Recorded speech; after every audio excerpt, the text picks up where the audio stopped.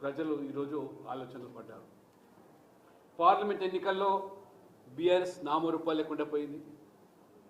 BRS ఇంకా భవిష్యత్తు లేదని ప్రజలు, తెలంగాణ ప్రజలు స్పష్టమైనటువంటి తీర్పును పార్లమెంట్లో ఇవ్వడం జరిగింది. భవిష్యత్తు బీజేపీదని పార్లమెంట్ ఎన్నికల్లో 37% ఓట్లు, 8 మంది ఎంపీలను గెలిపించి నరేంద్ర మోడీ నాయకత్వంలో దేశం ఏ రకంగా అభివృద్ధిలో దూసుకుపోతున్నది, పేదల సంక్షేమ పథకాల అమలులో ఎక్కడ కూడా దళారీ వ్యవస్థ లేకుండా, దళారీ పాత్ర లేకుండా, అవినీతికి తావు లేకుండా జరుగుతున్నటువంటి జనరంజకమైన పాలన పట్ల తెలంగాణ ప్రజలు మేము సైతం మీతో అని చెప్పి ఆ రోజు తీర్పునివ్వడం జరిగింది. 5 మాసాలకే రేవంత్ రెడ్డి ప్రభుత్వం ఏర్పడిన 5 మాసాలకే అంత భారీ తీర్పునివ్వడం, అది మా మీద బాధ్యత పెంచింది. ఇవాళ దేశంలో ఎక్కడ ఎన్నికలు జరిగినా, అది లోక్సభకైనా, అసెంబ్లీకైనా, లేదా చివరికి స్థానిక సంస్థలు, పంచాయతీ, జిల్లా పరిషత్తు, మున్సిపల్ ఎన్నికలైనా గెలుస్తున్నటువంటి ఏకైక పార్టీ అది భారతీయ జనతా పార్టీ మాత్రం.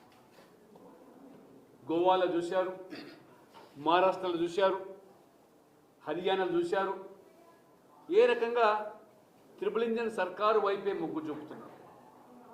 మోదీ నాయకత్వంలో దేశం పరిపాలన ఏ రకంగా ఇవాళ పారదర్శకంగా, జవాబుదారితనంతో కొనసాగుతుందో ఆ తరహా పాలన తెలంగాణలో కూడా రావాలని కోరుకోవడం.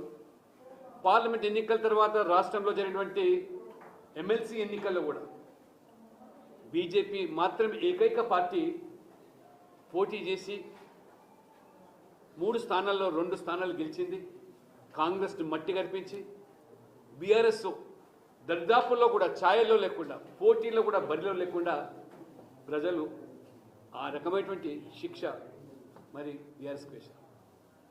రేవంత్ రెడ్డి గారు చెప్పారు ఎన్నికల ముందు, గ్యారెంటీల హామీలతో పాటు కేసీఆర్ ప్రభుత్వం యొక్క దోపిడీ కక్కిస్తామని, గారడి మాటలు, బూటకపు హామీలు వర్షం కురిపించి 3 రంగుల జెండా పాటతో యువతను మత్తెక్కించి మైమరిపించి ఓట్లు గుద్దించుకొని మరి గద్దెనెక్కిన తర్వాత హామీలన్నీ కూడా ఆ మురికి మూసిలో పూర్తిగా ముంచి ప్రజలను దగా చేసి అన్ని వర్గాల ప్రజలు 2 లక్షల ఉద్యోగాలు 1 సంవత్సరంలో ఇస్తామని రాహుల్ గాంధీ స్వయంగా అశోక్ నగర్కు వచ్చి